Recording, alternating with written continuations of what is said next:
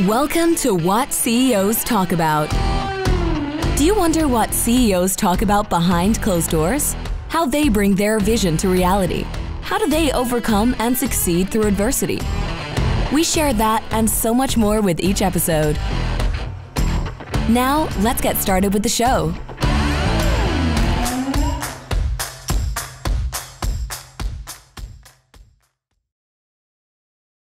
Hello, everybody. My name is Martin Hunter. I am the host of What CEOs Talk About, where we translate vision into frontline operations. Today, we have Bill on the show. Hello, Martin. The topic of conversation today is going to be very, very interesting. But before we start, let's... A lot of people have been asking, hey, Martin, where do I get all these CEO tools? Where do I get the books? Go to the What CEOs Talk About website, so whatceostalkabout.com, and click the tools, the books, or the resources, and you'll see all of that. You'll see Bill's book back there, his services as well, and any other software that we've talked about on the show is available there. So there you go. Find all the tools that CEOs talk about on those 3 pages. Thank you very much. Bill, What is name, serial number, rank, all that good stuff? What do you do for a living? Yeah, I have a company, Martin, called Howatt HR. We focus on psychological health and safety in the workplace. What's that basically mean is we help organizations create cultures that people want to come to work with purpose.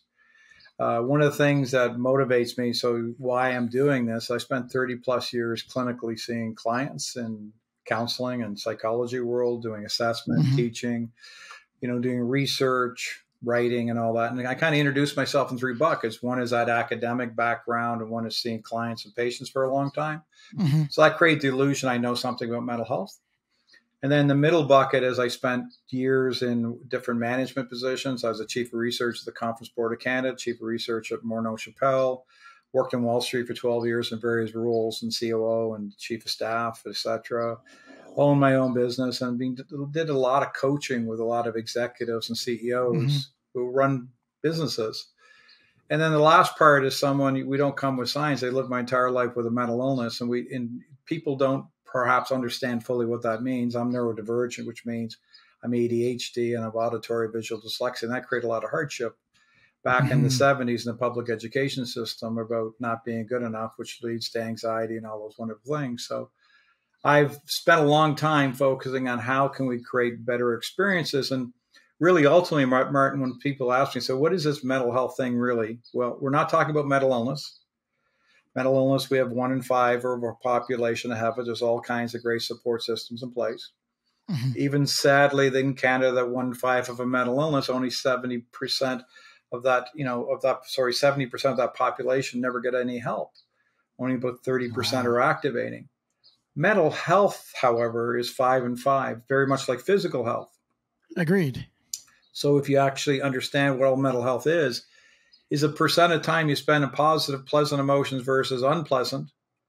And someone with good mental health, Martin, knows how to live their life well when they're not feeling well, because being a part of being a human being is dealing with the ups and the downs. And there's going to be lots of downs. There's going to be lots of ups. And so that's my approach to organizations, to try to help them understand the programs, policies, culture, et cetera, how it's impacting the employee experience. Fabulous. Thank you. We're gonna rip that apart. Before we do so, what is the title of the show? The title of the show today is not what you do, but how you do it. Again, behavioral based. People will hear me. Anybody who's listened to the podcast before will know that I am all about behavioral based safety, behavioral based leadership, behavior. There is no good or bad behavior. It is enabling or it is creating risk. Fabulous. I am one of my favorite topics. Before we start, Bill, can you tell us a little bit about yourself? Where did you grow up? Where did you come from? Kind of your story so that we can put context behind the speaker. Yeah, I grew up I was born in Halifax, spent a few years there. I was adopted, then moved to Prince Edward Island and spent most of my childhood at Prince Edward Island. left PEI. I'm the kid that, was in the foster home, adopted, failed grade 2, couldn't read or write till I was 18. Luckily, I could play some sports, not very well, but good enough to play university football. Went off to a university called Acadia University. They were very, very supportive of me. If it wasn't for Acadia, I wouldn't be where I'm at today. It was a small liberal arts college in Wolfville, Nova Scotia. Still exists. I had the opportunity to meet with faculty who, one faculty said, "How did you get here?" And I said, "By bus." And that wasn't really the answer they wanted. They wanted to know how I get in.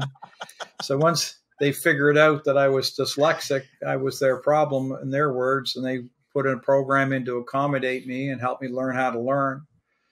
So, after I learned how to learn, it became kind of a passion for me. And I went off and did a bunch of education and things like that. And I would say to you is that my story is one of those ones where I've had a lot of setbacks in my life and a lot of hardships because there wasn't a lot of coaching, Martin, on how to be an adult male ADHD and how that your impulsivity can create hardship in workplaces and relationships. And it took a lot of years, and I'm not saying I got this mastered yet, but I'm starting to become more mindful that I own my own life. And and I guess growing up my father was a bartender, a lot of values, and I'm very proud to be a bartender's son.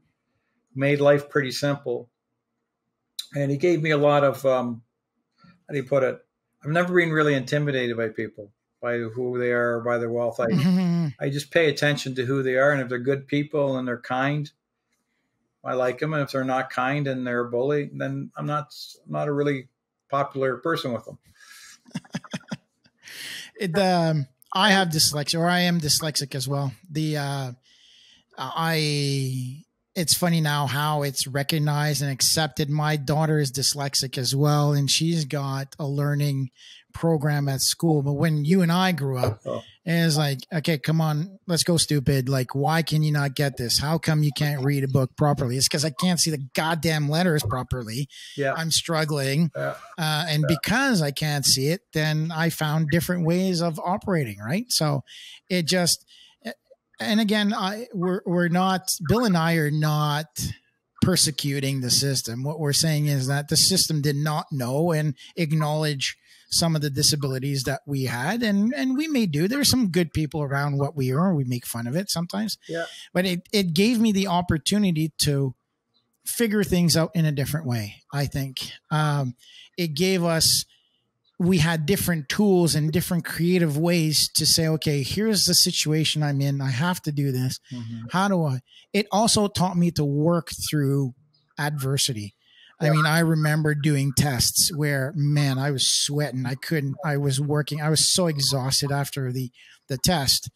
But then you learn to work through it. So as much as Bill and I have shared in an issue, we're not kind of, stigmatizing the whole world and saying, you guys didn't treat us well, so you guys owe us something. We're just it just defines our what we're capable and what we're not capable. And I think you said something that's really important to catch on, because we want to talk about, we're talking about CEOs. And when I was in Wall Street, I can remember a story with one of the CEOs I was working, being dyslexic.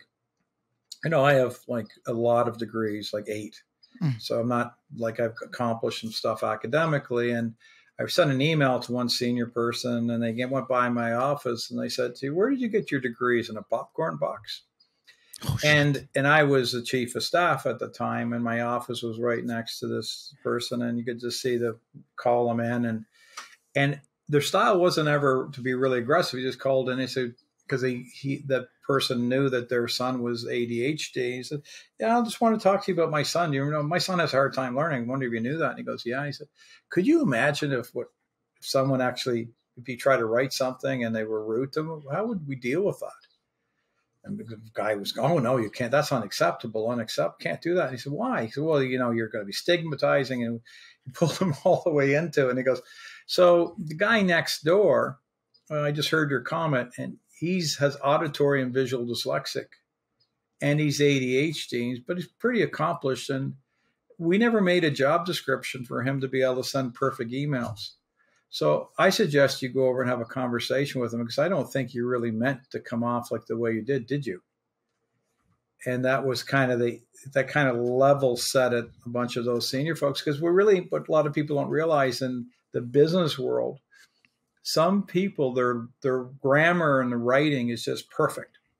Mm-hmm. But what a lot of organizations are starting to realize, that 1 out of 7 are like you and I, have some type of neurodivergence. And if we really truly want to move to inclusion, is let's not assume that we all have strengths across the board. Some of us, to your point, I'm pretty creative and I'm a problem solver and I can think on my feet, but I'm not going to be the guy or gal or other who can write an email perfectly unless I have my editors. And however, I somehow still mysteriously written over 700 articles, published over 50 books. So someone might think I can write, but not really. I mean, I have a lot of good help to help me. But the reality is, I think, as I start to think what's happening in organizations around this concept around we want to create inclusion. Mm-hmm. Well, ultimately what inclusion is, and you said something's really important, a lot of people don't get this, is that organizations are running policies and programs that often what they're forgetting, ultimately what they're trying to drive are key performance behaviors, very specifically to drive KPIs, to drive outcomes. And what we're confusing is knowledge and information with outcomes. So let's kind of put it together. We're in an information age where about 53% of our population in our country read at a grade 6 level. The art of reading is atrophying. Parts of people's brain called the default neural network, people's attention span is less than 3 minutes now. Most people. Goldfish, yeah. Yeah, you got it. And so what we're right now is, if you're starting to try to run organizations, there's a lot of stuff happening, from social dynamic changes and expectations, cultural dynamic changes and expectations. You have a generation where we're talking about canceling organizations by silent quitting.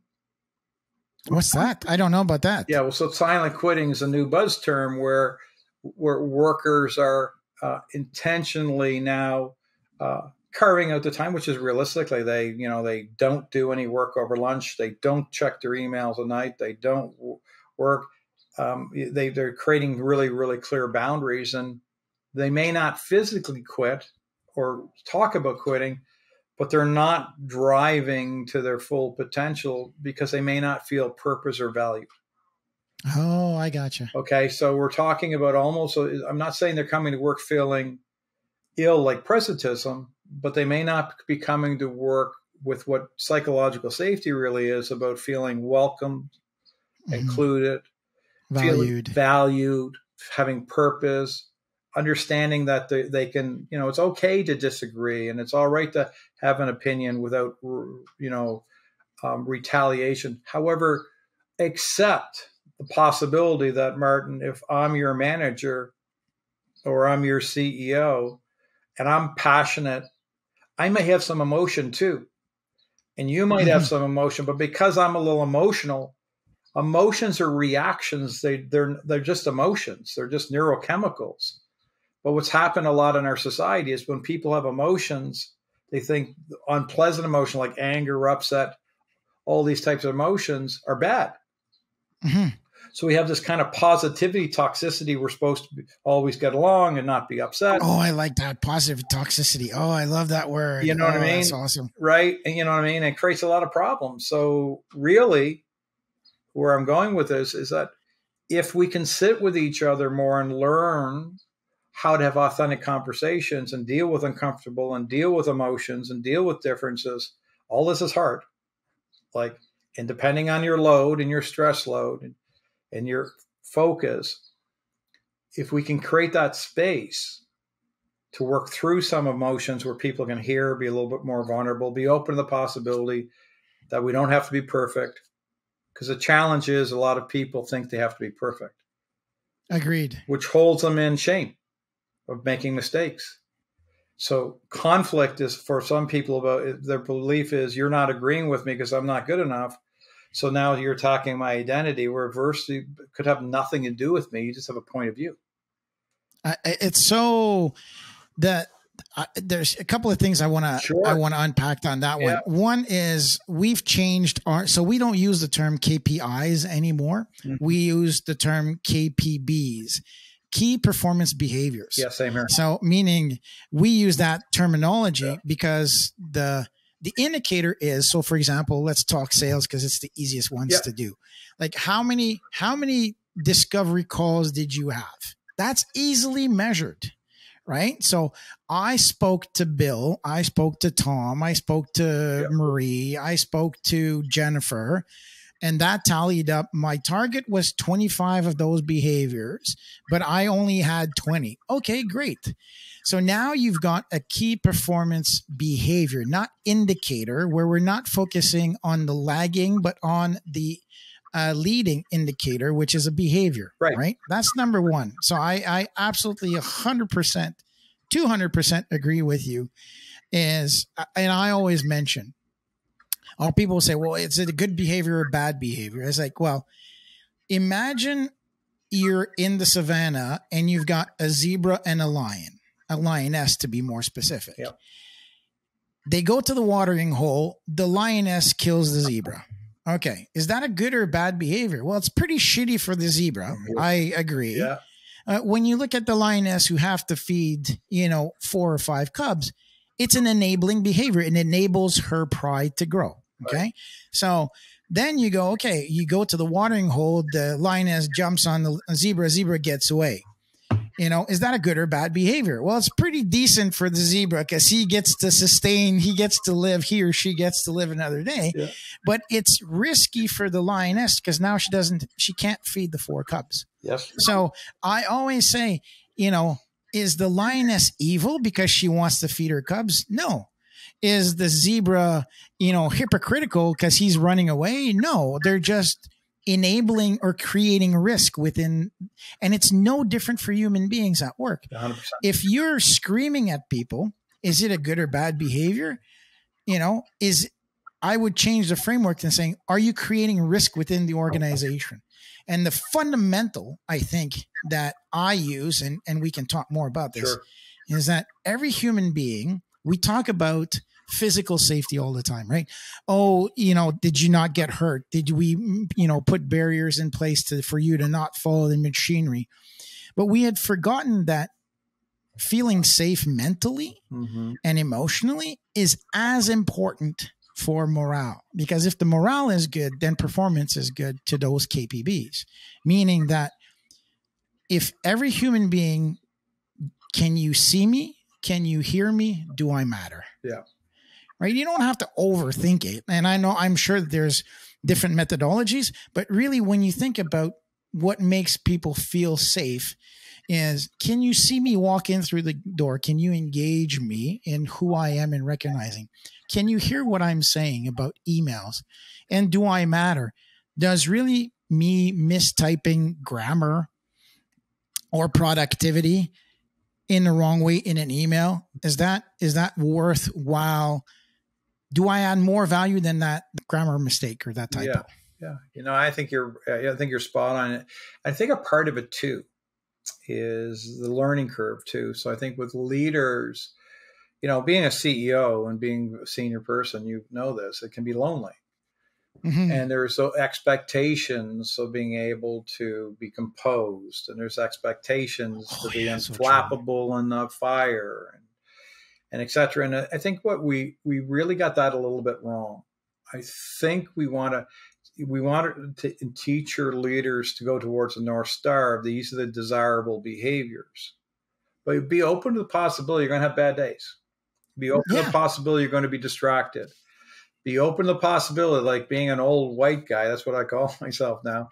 I have a lot of implicit programming. I have a lot of stuff that, my heavens, I'm sure that I upset different underrepresented groups all the time. And I'm trying hard to learn. My challenge is, and I think this is when I work with very senior folks, is to give ourselves some space to be vulnerable, but forget about being perfect. Forget it.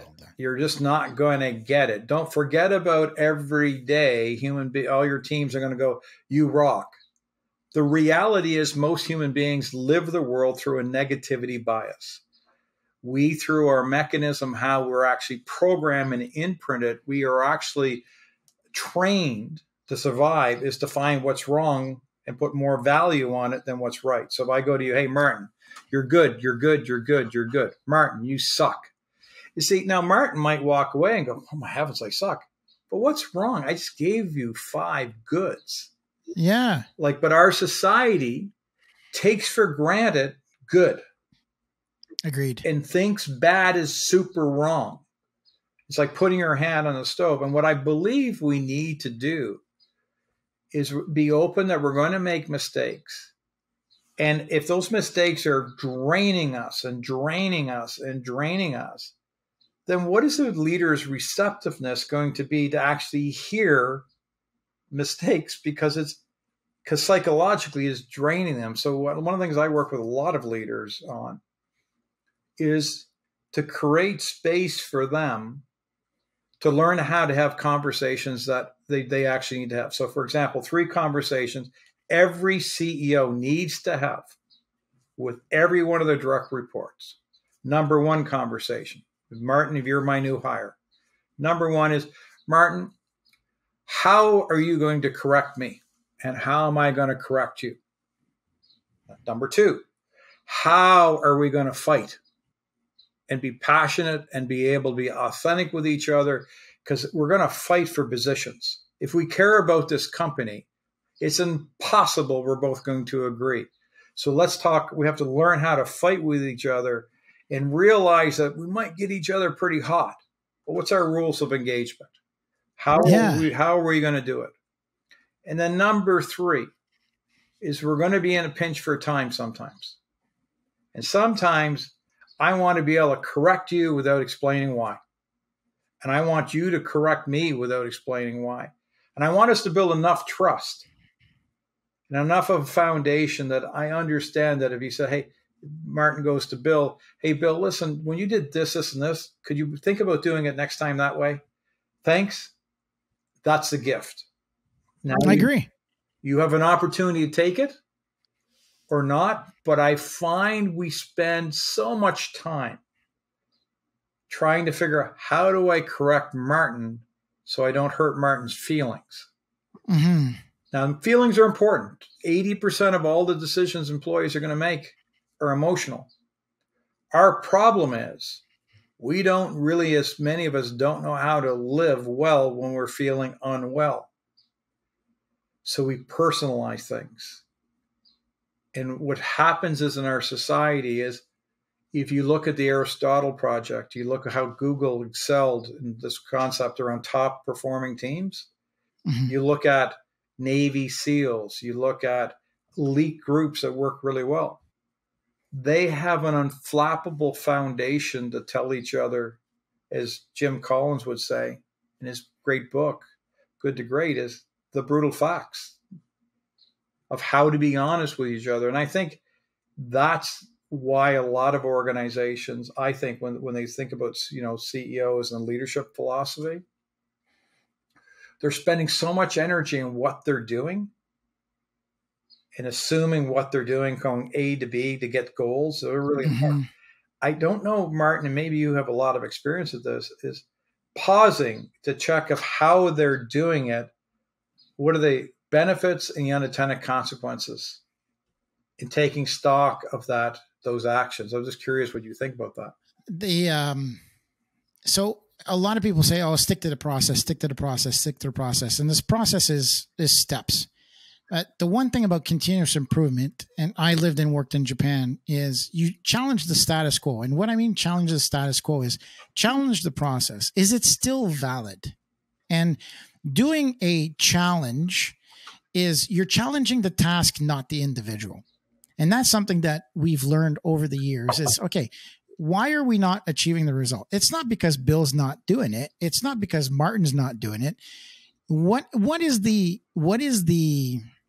hot point or the choke point that's causing this system to fail? Okay. And so when you look at it in an objective way, it could be a human behavior. Well, 9 times out of 10, it is a human behavior because, like you said, we've not defined, and I call it risk management or business continuity. Is okay.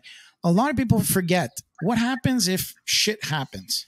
Okay. If shit happens and Martin starts screaming, well, that's just his methodology of responding to it. It doesn't mean that it's the better one, but that's how he's programmed. So he's going to get very directive. Yeah. And that's what a lot of people will say. Hey, Martin, you've been in the Army, you did an emergency response, crisis management, you were SF, all of that stuff. I get when I feel the heat, I get very commanding. Yeah. What's the situation? What's the mission? What do we have to execute? How do we get there? Mission first. Okay.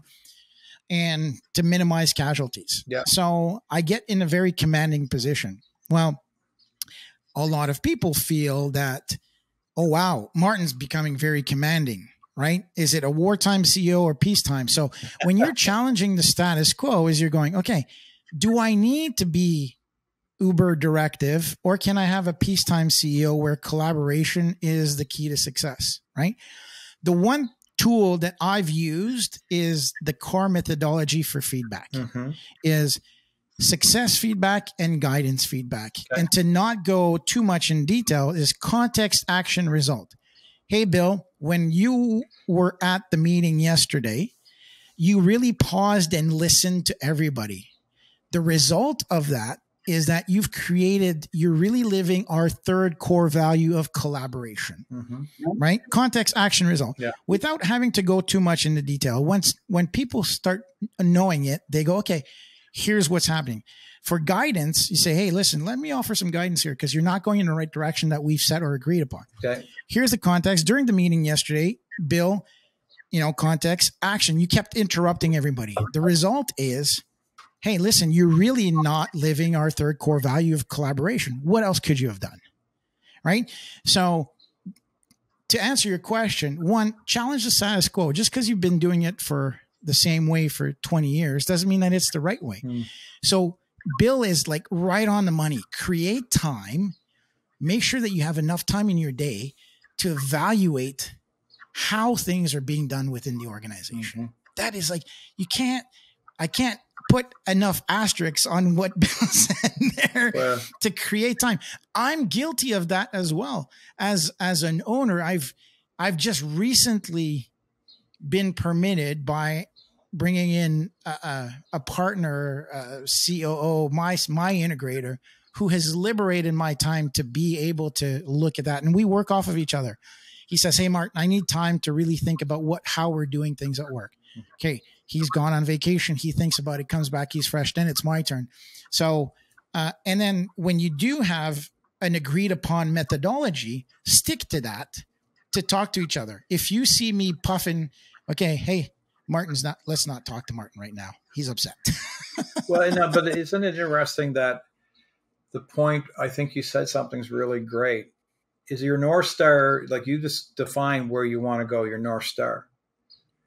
However, no one says it has to be a straight line, right? And then no one says I was doing something the other day, and I get feedback all the time, and you're kind of surprised by it. And someone said you were in a conversation, and you said, notice that you made comments to 2 males, but the 2 females you didn't make any comments to. Is you have some implicit bias? And I saw it, and I had to evaluate. I said, I don't know. Perhaps that's why they call it implicit bias, but now it's on my radar. So now when I go to my next meeting, I'm going to be watching myself, and I'm actually going to take notes, because what would be a shame is that's not who I want to be. But who I want to be, like my mission is to become what I teach. My heavens, I still have miles to go to get there. So what happens is for me is I'm realizing as I get a little bit older, and I'm just realizing that life is, we need to set boundaries, and leaders need to set boundaries on themselves in regards to what they will own and what they will not own. And I think the other thing too is I do believe we're in a hurry up, get nowhere quick mode too often. Versus measure twice, cut once. And remember, you said something really important. We did a CSA study on this. for the pandemic response for psychological health and safety. And one of the things we found when over 200 organizations, a lot of caring for workers, a lot of effort in creating great plans. You know, those beautiful PowerPoints that you and I would probably tease about, because they're really not that cool unless after you implement, the worker actually knows what's happening. Correct. So there's a lot of effort in organizations in our country on planning, and then there's a lot of doing. But here's where you want to get to behaviors. And I'm in the world of, you know, knowledge transfer and all that kind of stuff. However, what the problem is human beings, information is useless without transformation. Correct. And the forgetting curve, most human beings forget about 80% of what you teach them the first time, because you have to go through the executive brain, through the midbrain to get to the habit. It only takes about 200 days to create habits. So you need to do it over and over and over. And so what's happening for a lot of organizations is they are doing wonderful programs and policies. They would be probably well served to do less and sit with their workers and say, okay, is what we're doing working? And if we're working, let's keep doing what's working. What are we missing? And what do we need to stop? And not just like, you know, you're looking for thematics and looking, you know, you're always going to have, you have 10 employees, you're going to have 10 different opinions, but you're going to get thematics. And I think that's one of the things CEOs, one of the things we'll make sure people get for this podcast is a thing I call the CEO playbook.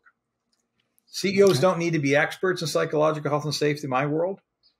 What they need to really do is ask questions, and one simple question over and over. How do we know what we're doing to support our workers is working? Yes. How do we know our policies, our remote policies, our benefit program? How do we know our incentive programs or rewards or how do we know? And if you tell me, well, they like it, I want to know who, where, what, how, because, you know, because most of the CEOs I've worked with are data-driven people. You know, they make their decisions many times on P&Ls on data. So I think there's a massive opportunity for us, and when we're looking at all this kind of thing, is if you look at ESG scorecards, which I'm pretty sure you know what I'm talking about, CEOs are going to start getting more and more pressure from boards on providing evidence of what they're going to do. And the following, here's the challenge. What percent of our workers come to work because they want to with purpose? Who's coming for a paycheck? What is our sustainability for our workforce to have a highly engaged, talented workforce? And how are we protecting that? Agreed. And that 10 years ago, I don't know, maybe I'm being flippant. No. That was nowhere close 10 years ago. I felt like it was almost like like you played rugby, I played football. Oh, we'll just get another left tackle. Hey, you're good, but you're replaceable. I'm not sure we can replace the tacit knowledge and the talent as like we can. It takes a long time to get people institutional to intelligence in relationships. I like when people say, hey, there's the great resignation where, you know, there's 7 billion people on the planet. Where are they all at? You know? And I was like, I have no problems finding people to work with me. I was like, what do you mean? Like, did you not hear what I said? I have no problems finding people to work with me. He's like, what? Yeah, people don't work for me. They work with me. People own Urgio like it's their own. Like it's our job, and as leaders, and for those who have listened to me talk about this, as leaders, we need to create. People like to be told what to do. And I mean that in the nicest way possible. You know, the hardest thing as a CEO is not to have somebody tell you what to do. And I'm sure every CEO here has thought about, I'm just going to go to work at McDonald's. I just want to flip burgers for pay, right? Everybody's had, I want somebody to tell me what to do where I don't have to solve problems. I don't want to have, define the vision of the organization. It's demanding, where all you have to do is create direction, facilitate the work, elevate the individual, and celebrate the individuals. And if you apply that methodology and really in a qualitative state, give good direction, facilitate the work, elevate the individual, and celebrate their wins. Those are all the things. And I say celebrate, it's more like feedback, because sometimes you got to celebrate failures as well. Because I know one of the ladies that works with us, I always tell her, you did the most beautiful mistake ever, because she screwed up like big time on something that we agreed upon. And the very next day she went the opposite way. It's like, I couldn't help myself. I had to tell them this situation. And we celebrated that failure because it elevated her as an individual. Yeah. And so for me, what you're saying is really true today, where there is still, the workforce is still the workforce. The transition from being a bartender to being a mayor, from being it's the shift in industry now, because it's permitted. Now I think people are looking less at the education or the formal education, where they're really hiring for attitude, skill. Knowledge is third, right? And experience. If you've got the right energy to go into an organization where you feel valued, just like you had mentioned before, right? That you will attract the right people, and that people will work with you in that methodology that we've just talked about before. Yeah. And one of the things I find, you might think about this way too, is that why is leadership so hard, whether you're a CEO or anyone? And I know there's 1,000 reasons, but my little simple mind goes, okay, I think there's 4 things that are happening. One is we give the CEO, or we give whoever, they have a job description. So that's their core job. Mm-hmm. And then number 2, they have all the processes that are actually need to be done as a part of the role. So it could be all the P&L stuff and all the performance management stuff. The number 3 is all of the projects and ad hoc work that they need to manage, because there's always evolution happening, which is not core work. It's not the administrative stuff day to day. It's not the job. So they have, and then the last bucket is, like a pandemic. It's all this stuff that it's that extra stuff that you never actually really thought was going to happen, or we're going to sell a company, or we're going to go through a change. So there's 4 quadrants, and you only have so many brain units. That's true. And if what I find when I watch organizations in trouble, and you said something really important, they get lost in prioritizing where their job is, their core job, and they get caught spending so much time fighting about the time between working in the business, on the business, reacting to the new stuff, in dealing with macroeconomics crisis, financial stress, like everything, like no one planned that was in the strat plan. Like no one had, let's have a pandemic in a 3-year strat plan. No one had, after the pandemic, we're going to have a war that's going to throw off our entire supply chain. After this, we're going through it. The biggest, part of the world, this little country called China, which has gone through a 75 days of heat stroke, basically, not, massive heat issues, and all the challenges that's happened to their economy. What could possibly go wrong with the supply chain and cost of goods over the next 6 months? So if you start thinking about all the dynamics around energy, war, political uncertainty, leaders now, it's kind of like, I was saying to somebody, it's kind of like, It's managing the crisis within inside the crisis within inside the crisis, and accept that we're in an unprecedented time of uncertainty right now. And you need to slow down, because in those 4 quadrants, one thing that's missing is the individual taking care of themselves. So you beat me to it. Right? I was like, it's not what you do, it's how you do it. Yeah. And the how should start with you. And that's something I've struggled with. And I'm only now getting out of it. I've been so good at being useful. You know, I joined the military at 17 years old. I've always had a mindset of service, yeah. right?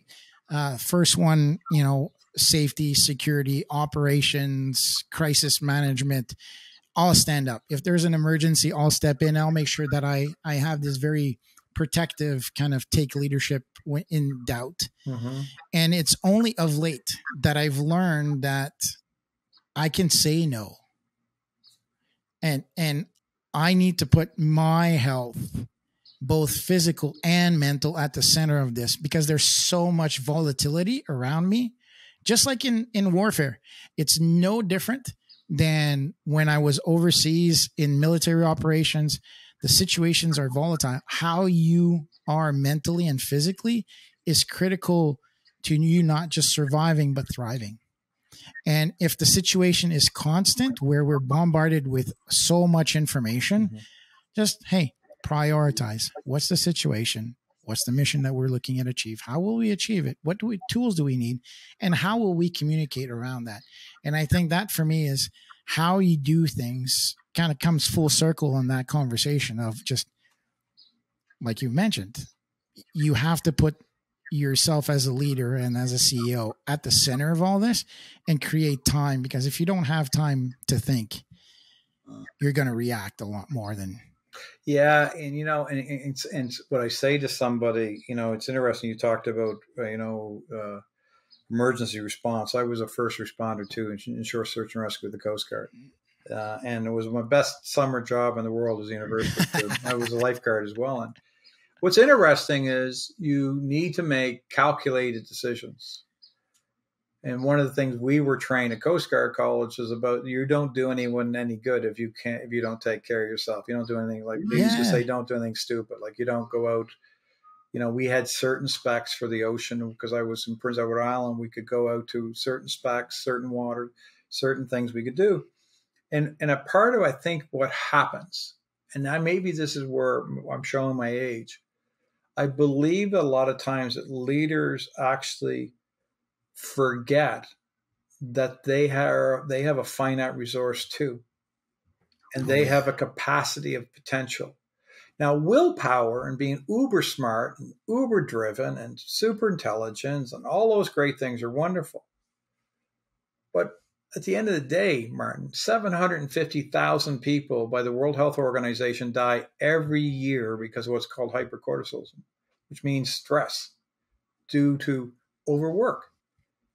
And your health is 90% of it's below your eyes and your physiology. So your willpower and pushing through things, to your point, your mind might be fine, but your body might be dying. And your body doesn't always tell you that. And so I think your wisdom on self-care, you know, I'm kind of a type A personality, kind of a driver, kind of, you know, don't like failing. And it was interesting over the years, I kind of thought to myself, and more as this pandemic's been really good for me, about becoming much more aware that at the end of the day, there are no parades. I love that. Oh, you know what I mean? Like at the end of the day, it doesn't matter what's in your bank account. It doesn't matter what you've accomplished. The end of the day is, and I watched my dad when my dad passed in PEI, and the amount of people that acknowledged him as a human being. And I can tell you from sitting with people over the years of past, we have to remember why we're doing what we're doing, what our purpose is. And I think that's the leaders that I know, the best CEOs I know where their kids are all the time, Kids call, they take call. Wife shows up, they walk out of the room.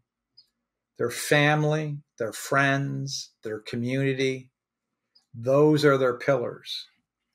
And that gives them the charge to come in and to have the ability to know they're not alone. And that's the CEOs I see that don't react. The ones that have that, you know, they have a wife or a partner or or a husband that is their support system, their children, their support system, their parents are the support system, their friends.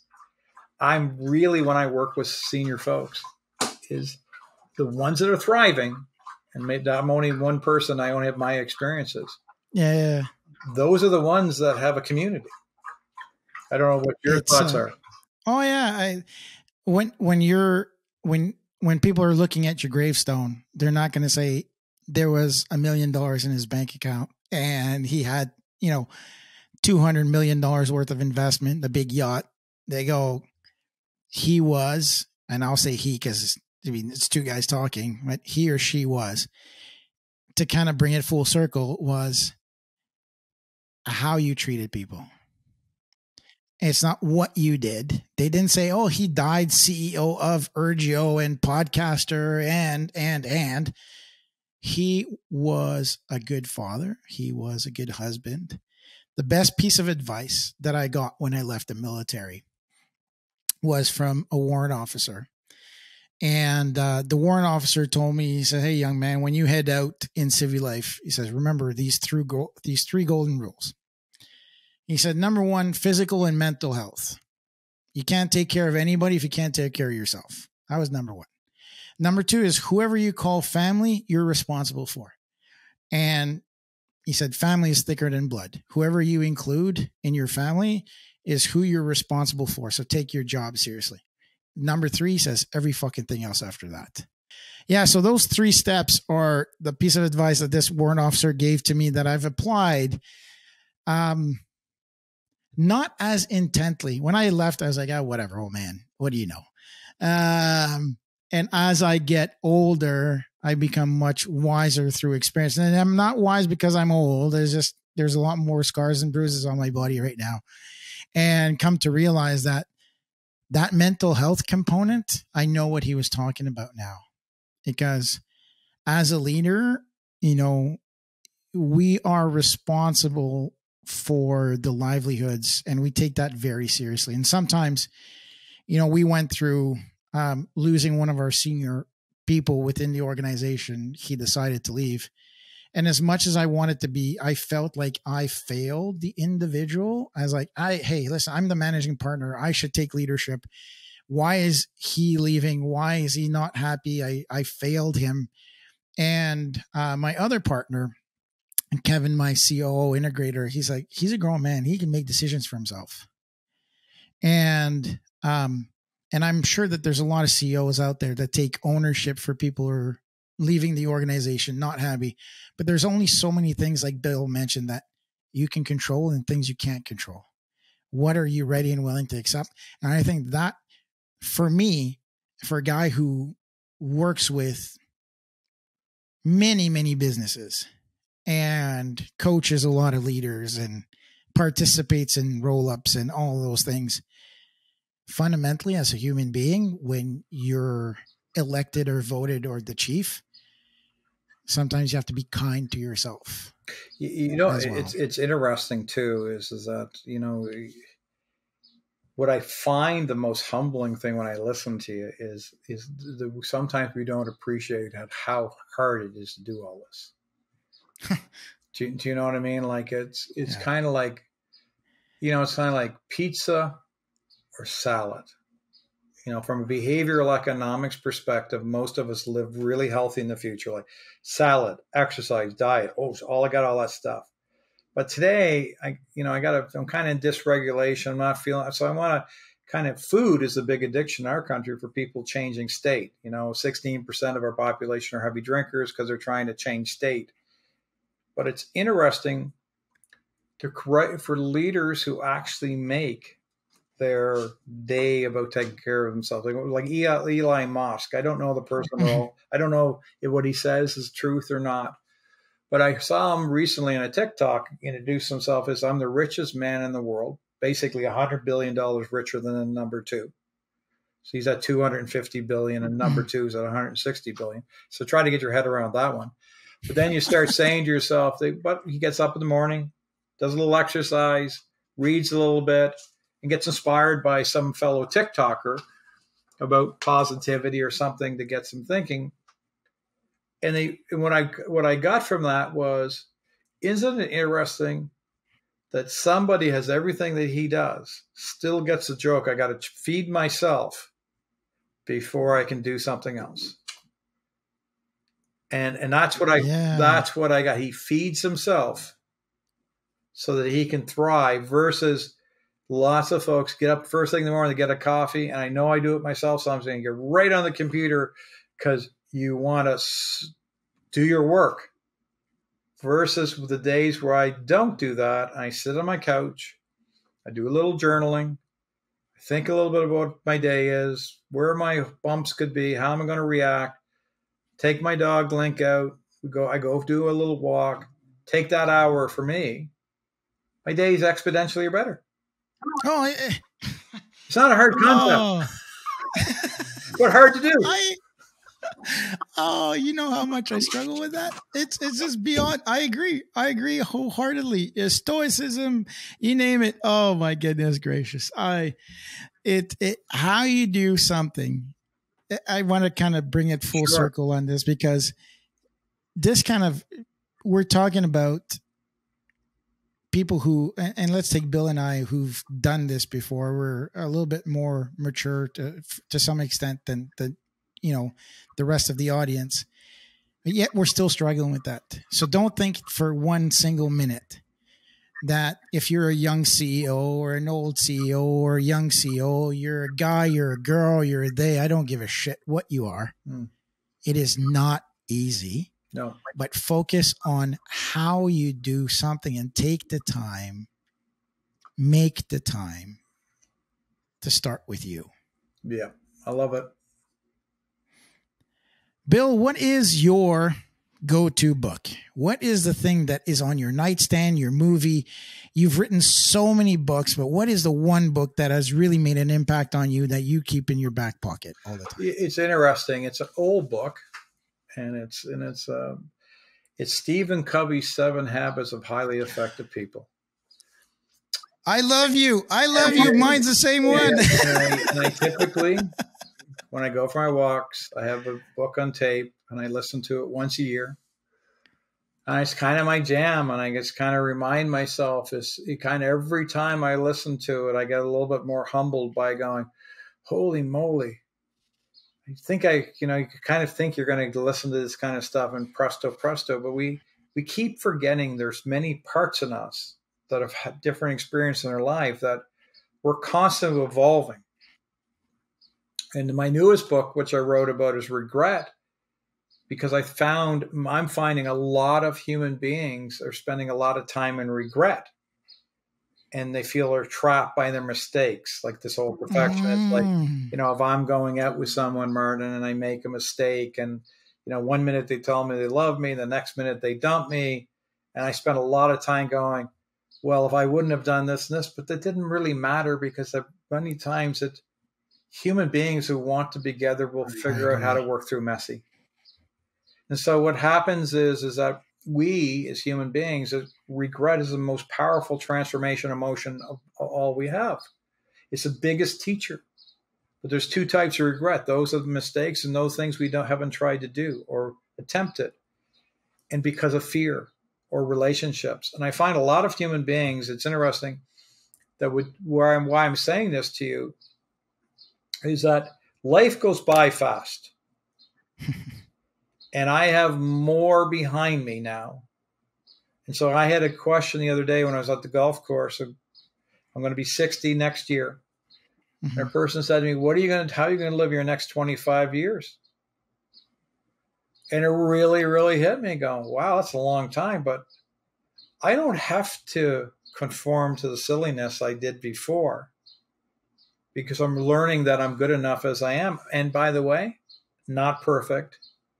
I'm not everyone's bag of tea, But I spent a long time worrying about being good enough for everybody versus being good enough for me. And once I was able to make that transition, which I'm still focusing on, it's kind of funny. You don't really, you get frustrated, and and I live with anxiety, so I'm good at being worried by times. But it's if you just start to get the joke that we define what we want to be. Agreed. And it's okay that, and I find that I tell senior people, it's okay that if you make mistakes over and over and over, as long as you're clear what your North Star is. That's so true. You're clear what your North Star is. Yeah. Thank you so very much, Bill. We could go on for hours and hours on one of the topics or the other topics. I just absolutely love the conversation today. There's so many nuggets that we pulled out of it. I really want to thank you for being on the show. Thanks for having me. Yeah. So you can find, for the audience, we'll put on the link below. You can find all of Bill's books and services that he has. We'll put them on the tabs as well. What CEOs Talk About.com webpage. And I'm sure Bill is on LinkedIn as well. Yeah, I am. And I have a newsletter on LinkedIn too. There you go. Workplace mental health. Thanks a lot, Bill. It was just a pleasure to have you on the show. Thanks. Nice to get to meet you, Martin. Appreciate your time. Fabulous. Thank you. With that being said, my name is Martin Hunter. I am the host of What CEOs Talk About, where we today translated the strategy of living as a leader and really translating that into how you work on a day-to-day basis. So with that, thank you very much. Please like, subscribe, and click the notification button. Sorry, I'm talked out today. So that you can get notified of the next show. Everybody enjoy the rest of your day. Thank you. Thanks for tuning in to What CEOs Talk About. Make sure to click subscribe to get notified about future episodes, or check us out at www.whatceostalkabout.com.